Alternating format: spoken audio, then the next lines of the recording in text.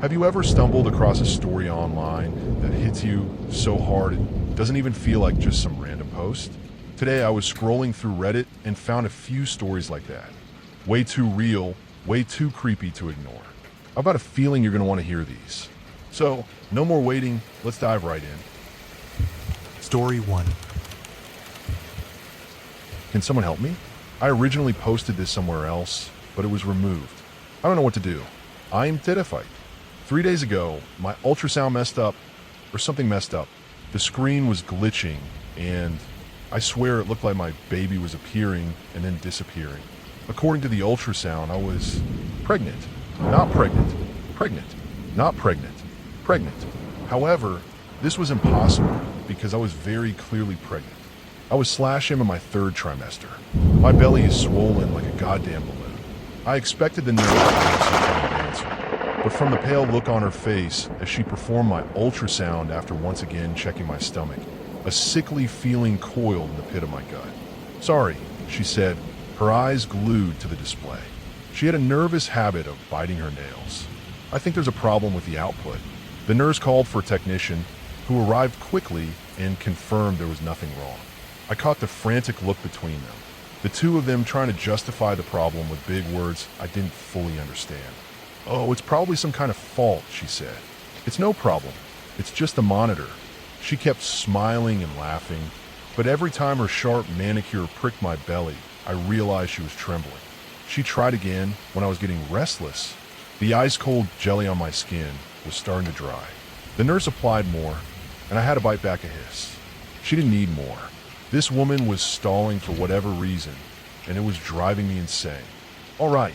She began to scan once more, and my baby appeared again. I had been in love with my son ever since I first saw him. He was my baby, and yet, in front of me, I watched him disappear from me. Pregnant, not pregnant. The nurse's smile faded. "I'm sorry. I'm not sure I understand," she whispered, checking and rechecking the monitor. "Your son was just in this position." She prodded at a printout, her hands visibly shaking. "But now he's..." She never finished her sentence, chewing on her thumbnail. "Alex, can you, call the technician again?" she asked the male assistant, who, until that moment, had been staring at my belly with wide eyes. He was young for an assistant, maybe a little older than me. I had to wonder why he chose this job when all he did was stare at women's bellies like a fucking alien was about to rip through my stomach. He blinked, running his hands through his hair. Yes," he said, nodding like he understood, but he was still staring at me, his gaze flitting back and forth between the screen and my stomach. Before he left, though, the assistant paused in the doorway. He was staring down at the printouts of my ultrasound, flipping through them. I could see him very obviously on his phone. "Alex," the nurse scolded, and he scurried away, muttering a quick, "Sorry." I took the opportunity to sit up, nausea twisting in my gut. I pulled down my shirt, cringing at the feeling of the dried jelly still staining my skin. "I'm sorry. Is there some kind of problem?" I managed to get out through my teeth. My 3rd trimester had been bearable so far. I'm only 21, and my pregnancy was a mistake, but I wanted to keep him. His father ran off the second I told him I was pregnant. He didn't want anything to do with our son, but my baby was something I could hold on to. It wasn't ideal, being in college and pregnant. The people I lived with were all students, but they did their best to be the best aunts and uncles, clearing out the spare room for my son. I was so thankful for them, but when I was told there were irregularities and that I would need extra scans, I felt like my world was ending. I wasn't even told what the irregularities were. According to the nurses at the clinic, something was strange about my son's position. Whatever that meant. Look, all I want is to be a mommy. I've known that since I was a little kid. I was so close to seeing my son, and yet, on the screen in front of me, the stupid scanner wouldn't even display my baby. He was there, and then he wasn't. I was pregnant, and then I wasn't, according to the screen. Being in that room was becoming unbearable. After almost an hour of what I can only describe as either me losing my mind or the people who were supposed to be looking after me being completely incompetent, I was at my limit. Once the nurse and her assistant were sure the monitor was actually working, she scanned me again, and to my delight, there he was stable on the screen this time. I could have sobbed. He looked fine. My son looked like any other baby, should at 30 weeks. Trust me, I've been driving myself crazy asking ChatGPT/Google a multitude of questions concerning my baby's growth. He looked fine. He looked healthy. So I couldn't understand why my nurse looked so pale. She had gone through 3 different hairstyles since I entered the room. Initially, her dark hair was pinned into a ponytail. But the more sickly she looked, the more I noticed her unconsciously tearing it out, ripping out the ponytail, leaving it hanging in her face, and then twisting it into a side plate. Her expressions were off-putting. It's like she looked like she wanted to run. Is he okay? I broke the silence, swallowing my own cry of doubt. The nurse turned to me with a wide, definitely fake, smile. I think she was about to say something along the lines of, "Yes, your baby is perfectly healthy." But she was staring at my belly, her bottom lip wobbling. I was used to my belly moving like that, but apparently, according to her, it was abnormal. Ever since I got pregnant, or more appropriately, started to show, I began to notice my stomach inflating and deflating. I figured it was normal, but now I wasn't sure. The nurse was still staring, unblinking, and she looked like she might speak. Then Alex, who had been standing in the doorway on his phone, collapsed. I don't think the nurse saw the way his body twitched, his eyes flickering. He was staring at his phone, clearly trying to keep it out of view, before his whole face went slack. The nurse had her back turned, searching for my medical notes. He just dropped to the ground, his eyeballs rolling back. The guy wasn't even unconscious. I think the two of us were too startled to react before she snapped out of it and hurried over. "Alex." The nurse pulled him onto her lap, gently slapping his face. I sat up to try and help, and my son kicked, this time violently, hard enough to make me feel like I was going to puke. Alex was still awake, but his eyes were half-lidded, rolling back in their sockets. His lips parted like he was trying to speak. "Alex? Hey, sweetie, can you look at me?" The nurse whispered, her voice shaking when she called out to her colleagues. "Call an ambulance." Alex's head hung in her grasp, limp, drool seeping down his chin. His early diagnosis, when paramedics arrived, was a stroke. But I was pretty sure the symptoms of a stroke included a drooping face and an inability to speak. Alex was just slumped against the wall, drooling, staring wide-eyed at nothing. When a nurse tried to steady him, his head kept falling forward. When the paramedics carried him out, I thought I was going to puke. I asked if my baby was okay, and the nurse hesitated, her frantic eyes darting back and forth before she forced a grin. I was getting really tired of her failed attempts to reassure me. Yes," she said, her lipstick smile straining. "Your baby is perfectly healthy." I think she just wanted me out of there. Luckily, when I stepped outside to get some air, Alex was sitting on a bench. His head was between his knees, and it sounded like he was having a panic attack. I asked if he was okay, but he didn't lift his head. "Stay the fuck away from me," he gasped out, his voice breaking into sobs. He left me feeling almost hollow, like I'd done something wrong. I told this to my friend and roommate, Noah, who was nice enough to buy me lunch. I called him hysterical, and he left class to pick me up. He took me to a cafe, and after a coffee and more furious Googling on my phone, I calmed myself down. The cafe was mostly empty, and I appreciated the plant theme. Noah sat across from me, slurping his milkshake. He rested his chin on his fist, eyebrows furrowing. "Okay, but saying you're pregnant/not pregnant is worrying," he muttered, waving his straw. So, the male assistant just collapsed out of nowhere. I nodded, picking at my chocolate cookie. I wasn't hungry. I told him it was a suspected stroke, but the guy was completely fine. Sounds like he fainted? I don't know, man. Maybe he had low blood sugar. Noah shrugged, shooting the waitress a wide smile when she set down his salad. "Thank you." I couldn't help but notice her hovering over him, a very obvious blush speckling her cheeks. I wasn't really surprised. Noah was a looker. He was a breath of fresh air, a college friend and roommate with impeccable hair, thick brown curls sticking up in every direction as if he'd just rolled out of bed. His sense of humor was as dry as his fashion choices were questionable. A threadbare shirt over jeans, paired with socks and sandals. "You're fine." Noah wore a wide, reassuring smile that loosened the knot in my gut. He reached forward and snatched my cookie. Your son is A-okay, dude. He took a bite of the cookie, spraying crumbs everywhere. It's not your fault the equipment is faulty and bro fucking faints. Right? I told myself, trying to convince myself it was just a coincidence. Noah gestured at me with the prongs of his fork. See? You're okay, Thea. He gestured for me to take deep breaths. Just breathe, okay? I did, inhaling and exhaling until he was satisfied. So, you left before I could give you a ride this morning.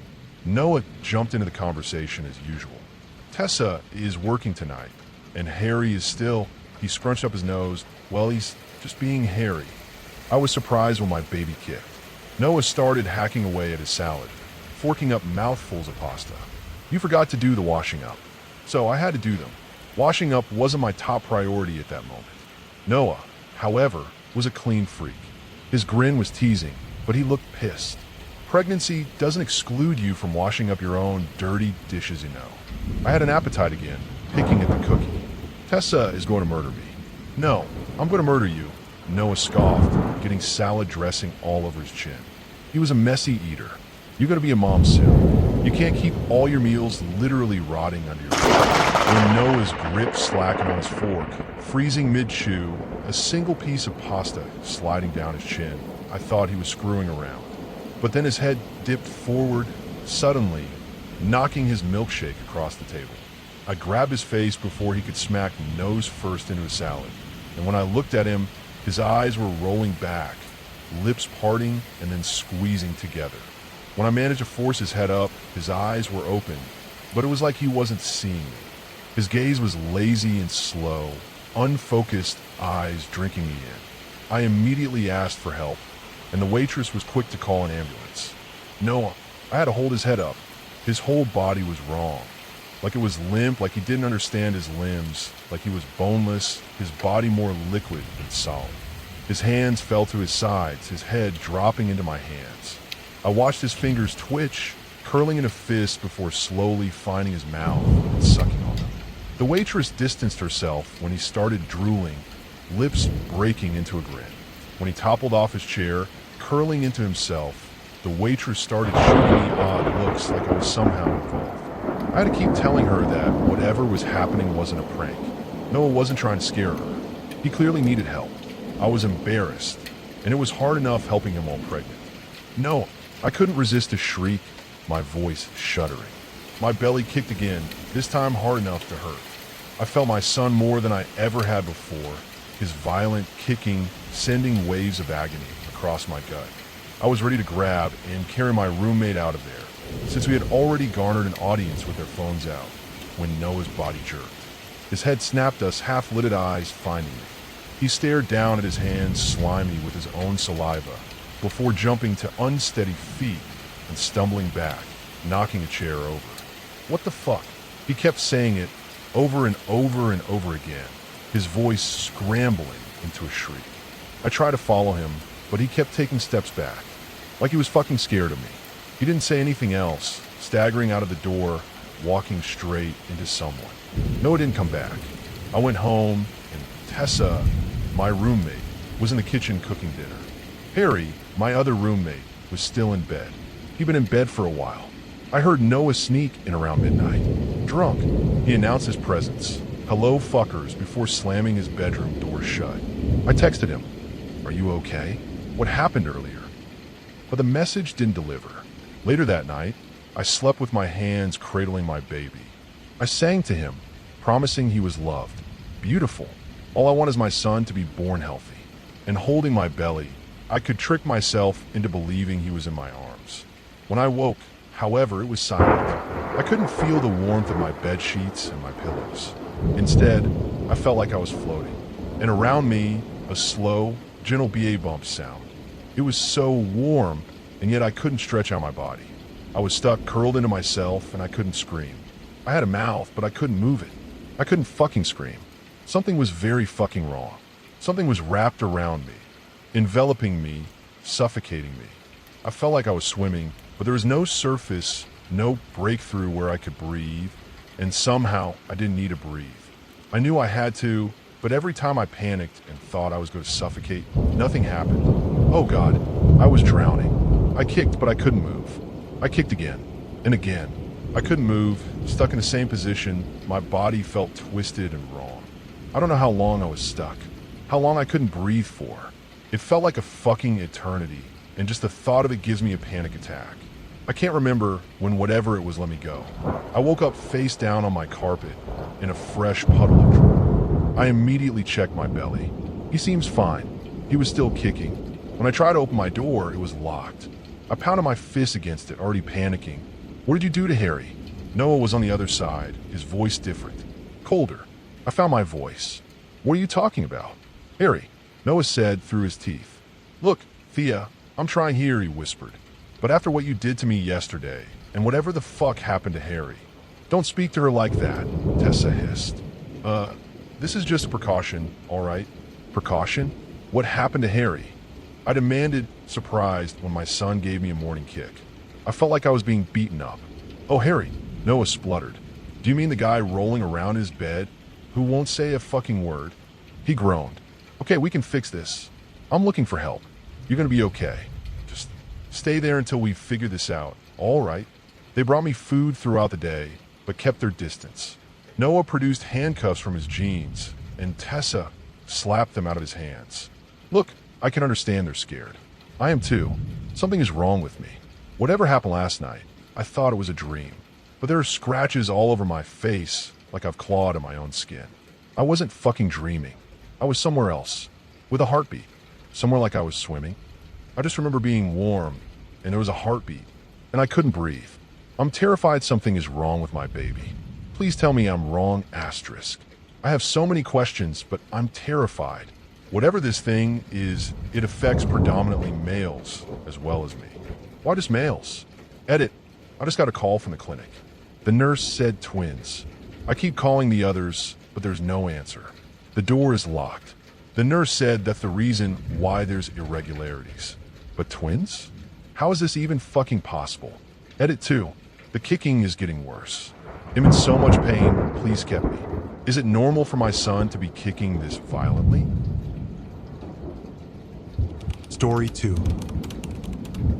I should have kept driving. That's what I keep thinking over and over. If I had just kept my foot on the gas, if I hadn't listened to Casey whining about having to piss, if I hadn't let Jonah convince me that a burger sounded better than gas station jerky, they'd still be here. I wouldn't be sitting in a motel 2 towns over, red-eyed and shaking, waiting for the cops to show up and tell me I'm crazy. It was just supposed to be a quick stop. We'd been driving for hours, cutting through the kind of empty stretches of road where the airwaves don't bother carrying radio signals. No signs of life except the occasional distant farmhouse, a rusting tractor sinking into the fields. I don't even remember when we passed the last town. Maybe an hour back, maybe more. Then the diner appeared on the horizon line. Mel's Eats. The sign flickered like it hadn't been changed in decades, the letters half burned out. The parking lot was empty, not even a rusted out truck or an old junker parked around back. But the lights were on. The neon buzzed against the growing dark. Pull over. Casey smacked the back of my seat. I've got to piss. That place looks creepy. It looks like they have a bathroom. And unless you want to go in a bottle, you should pull in. Slowly, I veered off the road and into the dusty parking lot. Even though the lights were on, I didn't see anyone through the front windows. Jonah was the first one out. Come on, let's grab some real food before we have to suffer through another gas station hot dog. Casey laughed, already jogging toward the front doors, and I hesitated for just a second. It was too quiet. A place like this, even in the middle of nowhere, should have had someone inside. A waitress, a cook, a guy nursing a coffee and reading the paper. Pick a movie trope, it should have been there. But there was nothing.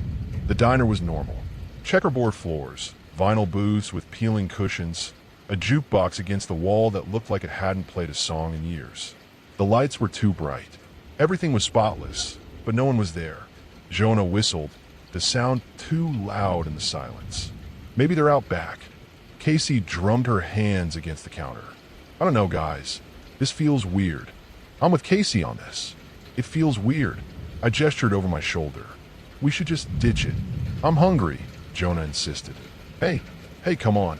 You've got starving customers out here. Unless you want me to start helping myself, I would come take my order. No answer. Jonah pushed through the swinging kitchen door. Let's just check, he said. If no one's here, we bail. Of course no one's here. They didn't answer. I followed anyway, Casey right behind me. The kitchen was immaculate. Shiny steel counters, pots hanging on the walls, an old black and white menu board that still had prices from the 80s. But the smell was god-awful. Rotten, thick and cloying like meat left out too long. I gagged, covered my mouth, and then Jonah made a sound. Something between a choke and a curse, muffled behind the hand he just slapped over his own face. He jabbed a finger toward the center of the room, and my gaze followed. The thing on the floor barely looked real. It was half crushed, like something heavy had fallen on it. Its body was stretched and wrong. Too many joints in its limbs. Its skin waxy and split open like an overripe fruit. Its head, God, its head, was somewhere between a dog and an insect, a long snout lined with jagged teeth, with eyes that were bulbous and black. Its legs ended in curled, chitinous claws, and its torso, the torso was still twitching. I took a step back. What the fuck is that?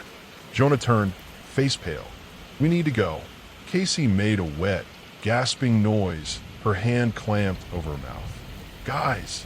Then we heard it. A low, vibrating hum. The walls seemed to shake with it, the sound drilling straight into my skull. Casey clutched at her ears. Jonah shoved past us, barreling through the kitchen door, and I followed on instinct. We ran for the car, shoving the front doors open so hard they nearly broke our hinges. The air was filled with movement. Shapes crawled down the sides of the building, skittering from the shadows. Limbs too long, mandibles clicking, those bulbous black eyes reflecting the neon light like polished glass. A dozen. More. They poured from the roof, from the darkness beyond the parking lot, their bodies snapping into place like broken puppets. I ran. I didn't look back, not even when I heard Jonah cursing, heard Casey scream as something heavy hit the gravel. I heard the snap of bone, wet tearing flesh. I didn't look back. I was in the driver's seat, hands shaking as I jammed the key in the ignition. A shadow slammed against the windshield, something clawing at the glass. My headlights caught a flash of teeth, clicking, grinding together. I reversed so hard my tires screamed, peeling out onto the road. I don't know if Jonah or Casey were still moving. I don't know if they were screaming, if they called my name. I was a coward. I was already gone. The highway blurred past me. My hands felt numb. I didn't stop driving until I reached the next town, my entire body shaking. When I finally pulled over, I threw up onto the pavement. I tried telling the cops. They looked at me like I was insane. Sent a car out there. Came back empty-handed. No bodies. No blood. They said the diner was fine. They were lying. Why were they lying? Do they know what's out there? Did they know from the start? No one's talking about this. I keep thinking I hear something, right at the edge of my hearing. That low, vibrating hum. It's getting louder. I think they're going to be here soon at this town. I don't know. I just wanted someone to know what happened. If they lie about what happens to me, know that it was the creatures we found in the diner. Know that I was here. Story 3. Hallelujah. Praise the Lord. The cry resounded throughout the dusty, sweaty crowd of people pushing in on me from all sides. I could feel the hot breath parting the back of my hair, see the whites of the eyes of the man rocking back and forth next to me. We all sat in newfound, stunned silence as the child took 2 shaking steps, his wheelchair discarded behind him like an unwanted plaything. The tent pitched and billowed against the dry summer wind, creating a low rumbling, as if the heavenly host had begun a drum roll of anticipation. The boy walked into the outstretched arms of the Reverend, who scooped him up and held him aloft, a testament for the gathered crowd in this revival. I felt that familiar warm tingle in the pit of my stomach. I had been raised Catholic, and I used to even consider myself devout. But the world has a way of beating hope in the greater good out of a person. But prison is specifically engineered to do it with maximum efficiency. I rubbed my shaved head, wiping a glistening layer of sweat on my jeans, trying to stifle the hint of religious fervor that had reared its head again. But looking when the smiling boy pushed his wheelchair, the tool that had been his own little prison, I couldn't help but wonder if there was a God. Rationally, I knew he could be a plant, a paid actor just playing a role. But the possibility of healing, reconciliation, and a fresh start is far sweeter than any narcotic the world can offer. I know that from experience. So, dragging my feet, I joined the line of petitioners waiting for their miracle. The usher, directing the liquid flow of human bodies, looked at me with undisguised disdain, but waved me through regardless. "If you believe that it is God's will," the Reverend cried, spittle flying onto the nearest audience members, "you shall receive a true blessing tonight." The next in line, a young couple, came forward as the ushers led them by the hand. I could not hear what words they exchanged to the minister as he leaned towards them, but I could tears falling from the young woman's face. The lights began to surge, the music growing in intensity as the preacher stood up and gazed around the room. This man before me has asked for prayer to increase his faith. Now, what can be more fitting for a night like this? The audience hung on the preacher's every word as they stretched out their hands. Intense silence filled the multitude as the minister slowly touched the shaking man's forehead. Then, with an explosion of activity, the young penitent began to shake violently. His whole body was rocking back and forth like we were being tossed on a stormy sea, until his knees buckled and he fell to the dusty floor, limbs flailing. The crowd gasped audibly as the young woman he had arrived with was crying helplessly as his seizure worsened. Despite the distance and the mass of bodies obscuring my sight, I could see murky foam pouring from his mouth and hear the choked gurgle escape his throat. "There's no need to panic now," the preacher began again, his bravado returning. "Christ gave us the ministry of deliverance for a reason, didn't he?" The noise of the crowd quickly turned from concern to a deafening roar of approval at the words, and outstretched hands directed prayer towards the quivering, prostrate figure. My perception became fuzzy, the fervor of the massive horde overwhelming my senses as they began to recite some portion of the Psalms over the sick man and the now silent woman. I was paralyzed, deciding between my options. Selfishly, I wanted to turn around now and pretend nothing happened in the large sprung tent I had stopped in on a whim. Walk back out into the park and go back to my mundane, everyday life. But I knew rationally that this was wrong. This man was clearly having a medical emergency, while hundreds of people prayed over him and did nothing more. My decision was made when I saw that the frothy spittle had started to fleck with blood. I began to cut my way through the crowd, weaving in between the throng of outstretched arms. I retrieved my cell phone and began to dial 911, but the operator's words were completely drowned out by the exuberant chanting, singing, and glossolalia filling the enclosed space. "We're in the Mountain View Park." I managed to yell into the receiver into my phone. "Just send an ambulance, maybe the cops too. I think he's having a seizure." With help hopefully on the way, I began to push forward even more, but it felt as if I was wading into waist-deep water as the shoulders, legs, and torsos pressed in from all sides. Fortunately, everyone on the makeshift stage was too enraptured by the performance to notice my arrival. I walked up to the bald, beat red pastor and grabbed him by the sleeves of his poorly fitted suit, shaking him roughly from his reverie. His eyes shot open and flashed briefly with a rage so venomous I took a half step back. His face then lit with a smile that barely shifted his pudgy face, but I didn't realize why until I felt a pair of strong arms drag me backwards. "Don't interfere with the exorcism. Do you want this boy to be damned?" The voice belonged to whoever held me in a sort of bear hug, firm but not crushing. I turned my head to see it belonged to the deacon who had been leading congregants one after another to the stage for their miracles. "He's having a seizure. It's been going on for way too long, man," I pleaded, while the deacon slowly shook his head. "Just have faith," the man said as his eyes focused on the scene before us. I turned my head and felt my breath catch in my throat. The man was no longer laying flat on the ground. Rather, he was a few feet above it. The eyes of the crowd tracked as he almost imperceivably rose into the air. Then the tent resounded with a crack like a gunshot. I flinched, but still saw the limbs of the floating figure begin to bend backwards at impossible angles, one by one, with their own deafening, painful, snapping noise. In moments, the man who now hovered about one story in the air resembled a crushed spider with all its legs bent inwards, as his body fell to the ground with a wet thud. I could hear parts of the crowd exclaim in fear and disgust. Some even ran to the exit, but the majority held fast, hands lifted high in supplication, eyes shut to the horror taking place feet away from them.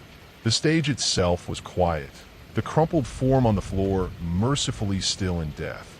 His lover collapsed on her side weeping, and the pastor looking on impassively. The preacher bowed his head for a moment, deep in meditation, before suddenly raising his eyes and declaring in a booming voice that the demon had been banished back to where it belonged. Do not fear for what has happened to this boy's mortal form, for even now, I assure you, he shares in our inheritance in God's kingdom. His words filled me with disgust, but I couldn't take my eyes away from the lifeless, deformed corpse on the stage.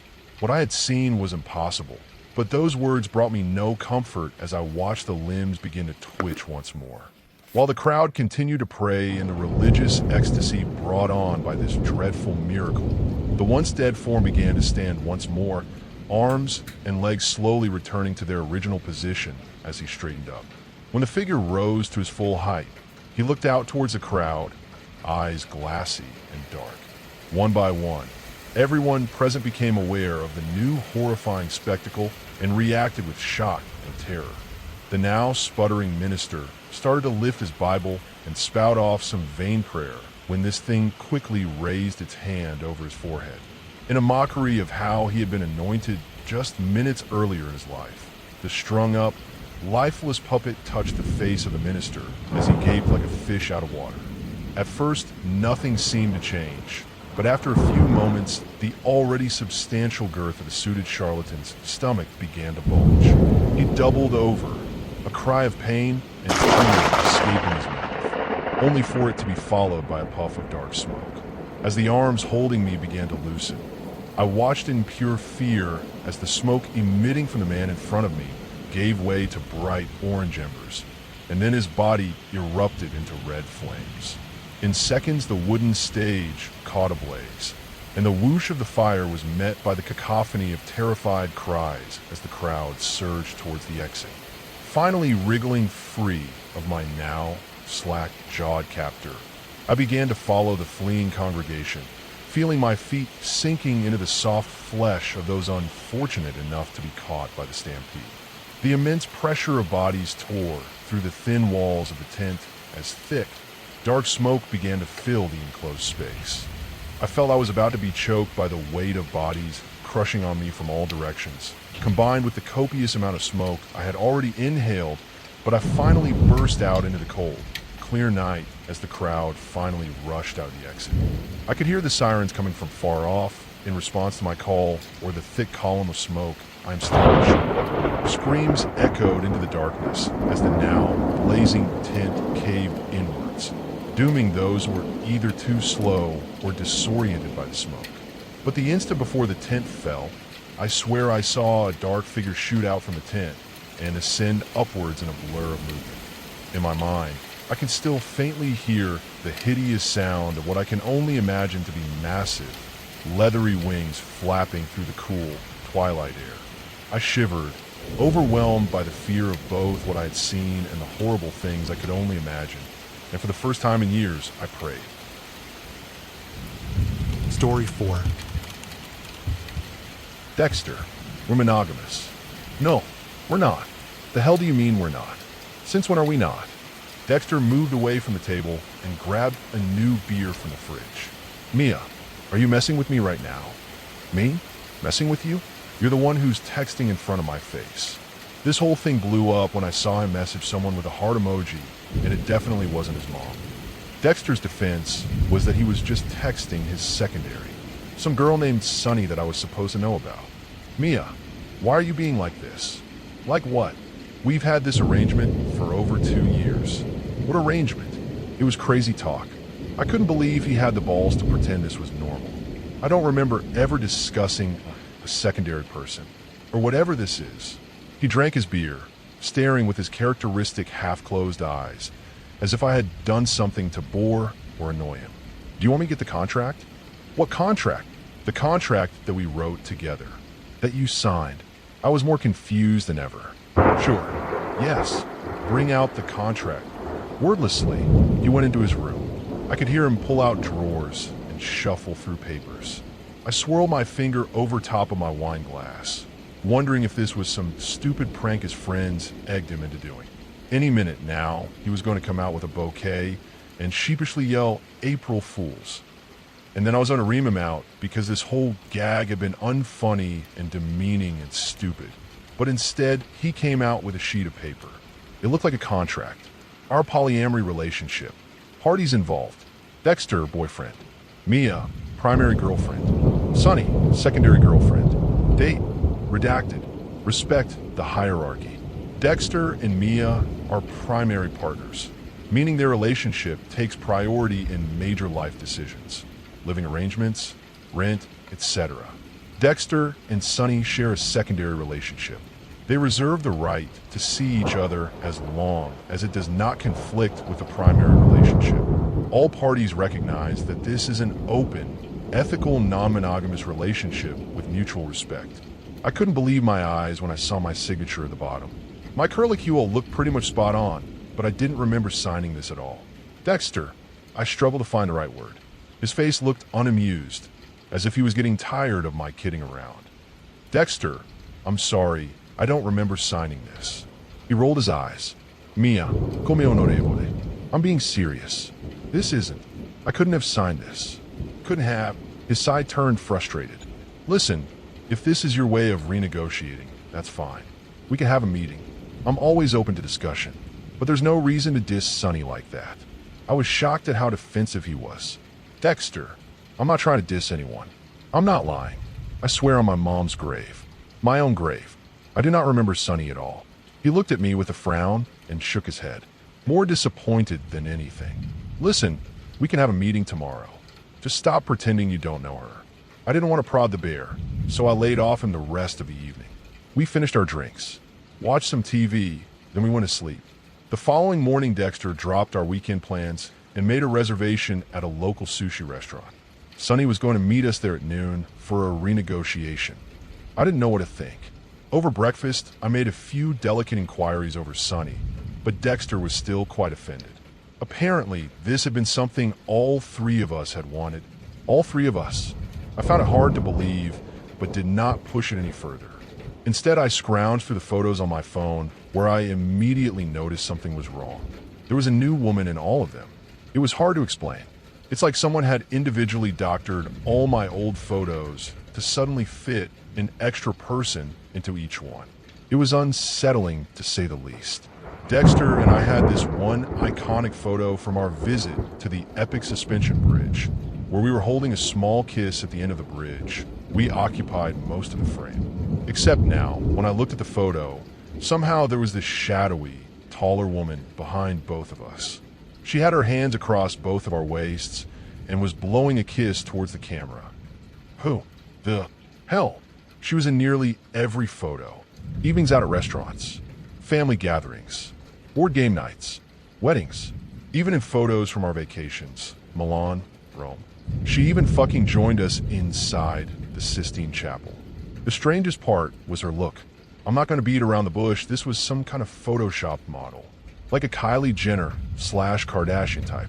It felt like some influencer turned actress turned philanthropist just so happened to bump into two bland Canadians. It didn't look real. The photos were too perfect. There wasn't a single one where she had half her eyes closed or was caught mid-laugh or anything. It's like she had rehearsed a pose for each one. The whole vibe was disturbing. I wanted to confront Dexter the moment I saw this woman, this succubus, this whatever she was. But he went for a bike ride to clear his head. It was very typical of him to avoid confrontation. Originally, he was supposed to come back, and then we'd both head to the restaurant together. But he didn't come back. Dexter texted me instead to come meet him at the restaurant, that he'll be there waiting. What the fuck was going on? The restaurant was a Japanese omakase bar, small venue, no windows. This was one of our favorite places because it wasn't too overpriced but still had a classy vibe. I felt a little betrayed that we were using my favorite date night restaurant for something so auxiliary. My sense of betrayal ripened further when I arrived 10 minutes early only to see Dexter already at the table. And he was sitting next to her. If you could call it sitting, it almost looked like he was kneeling, holding both of her hands, as if he had been sharing the deepest, most important secrets of his life for the last couple hours. I could hear the faint echo of his whisper as I walked in. So glad this could work out this way. For a moment, I wanted to turn away. How long have they been here? Is this an ambush? But then Sunny spotted me from across the restaurant. Mia, over here. Her wide eyes glimmered in the restaurant's soft lighting, zeroing in on me like a hawk. Somehow, her words traveled 30 feet without her having to raise her voice. Mia, join us. I walked up feeling a little sheepish, but refusing to let it show. I wore what my friends often called my resting defiant face, which can apparently look quite intimidating. Come sit. Sunny patted the open space to her left. Her nails had to be at least an inch long. I smiled and sat on Dexter's right. Sunny cut right to it. So, Dexter says you've been having trouble in your relationship. It was hard to look her in the eyes. Staring at her seemed strangely entrancing. The word tunnel vision immediately came to mind, as if the world around Sunny was merely an echo to her reverberating bell. Trouble? No, Dex and I are doing great. I turned to face Dexter, who looked indifferent as usual. I wouldn't say there's any trouble. I meant in your relationship to our agreement. Sunny's smoky voice lingered each word. Dexter says you're trying to back out of it. I poured myself a cup of the green tea to busy myself. Anything to avert her gaze. However, as soon as I brought the ceramic cup to my lips, I reconsidered. Am I even sure this drink is safe? I cleared my throat and did my best to find a safe viewing angle of Sunny. As long as I looked away between sentences, it seemed like the entrancing tunnel vision couldn't take hold. Listen, I'm just going to be honest. It's very nice to meet you, Sunny. You look like a very nice person. But I don't know you, like at all. Don't know me. When I glanced over, Sunny was suddenly backlit. Like one of the restaurant lamps had lowered itself to make her hair look glowing. Of course you know me. We've known each other since high school. As soon as she said the words, I got a migraine. Worse yet, I suddenly remembered the time we were at our grade 11 theater camp, where I had been paired up with Sunny for almost every assignment. We had laughed at each other in improv and belted from our belts in singing. Our final mini project was a dual ode, and we were assigned Romeo and Juliet. I can still feel the warmness of her hand during the rehearsal, the small of her back, her young, gorgeous smile, which has only grown kinder with age. It was there, during our improvised dance scene between Romeo and Juliet, where I had my first urge to kiss her. And even after high school, Sunny continued, looking at me with her perfectly tweezed brows.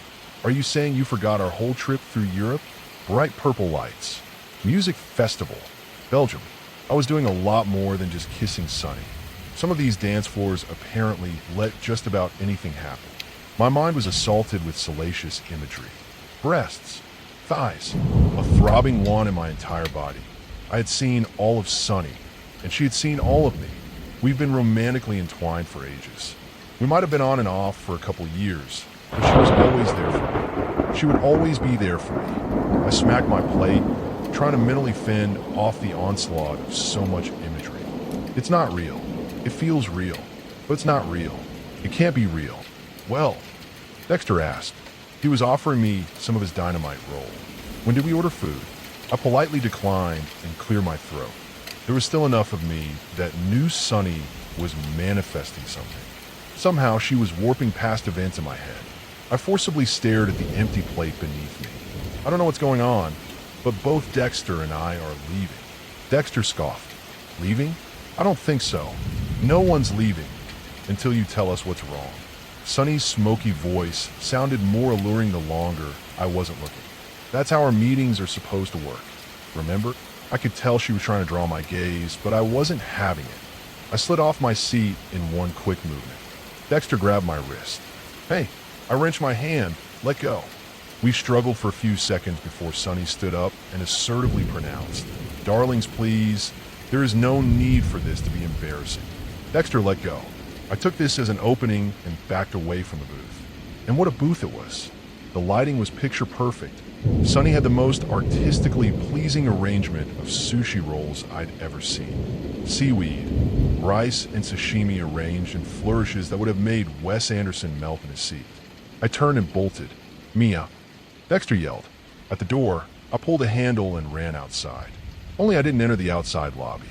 I entered the same sushi restaurant again. The hell? I turned around and looked behind me. It was Sonny sitting in her booth. And then I looked ahead, back in front. Sonny, sitting in her booth. A mirror copy? The door opened both ways into the same restaurant. What the? I tried to look for any other exit. I ran along the left side of the wall, away from Sonny's booth, toward the washroom. There had to be a back exit somewhere. I found the washrooms, the kitchen, and the staff rooms, but none of the doors would open. It's like they were all glued shut. What's going on?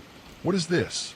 Wiping my tears, I wandered back into the restaurant, realizing in shock that we were the only patrons here. We were the only people here. Everything was totally empty except for Sonny's beautifully lit booth. She watched me patiently with a smile. What is happening? There was no use hiding the fear in my voice. What is happening is that we need to renegotiate. Sonny cleared some food from the center of the table and presented a paper contract. Relationship with Sonny. Parties involved. Primary girlfriend, Sonny. Primary boyfriend, Dexter. Secunda, me, masin, zatspo, pau, Victor, Noe, Mateo, Claudine. Tertiaries. See Appendix B. Date. Redacted. The changeover. Mia will be given 30 days to find new accommodations. Dexter recommends returning to her parents' place in the meantime.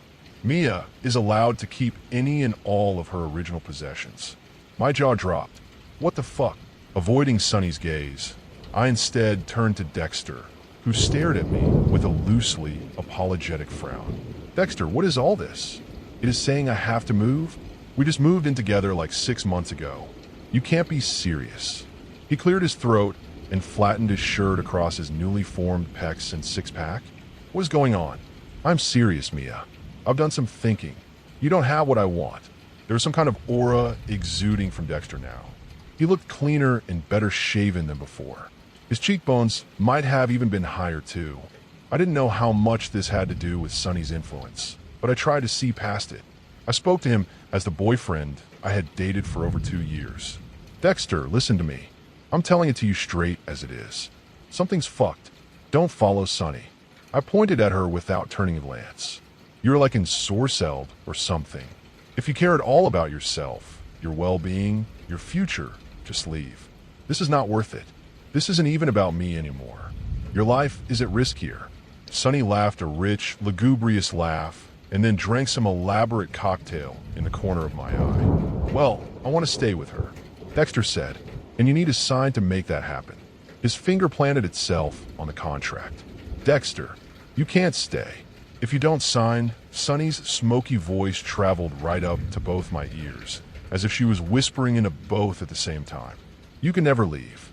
Suddenly, all the lamps in the restaurant went out. All the lamps except our booths. It's like we were featured in some commercial. Sonny stared at me with completely black eyes. Noidis, no esclera, pure obsidian. Sign it. All around me was pitch darkness.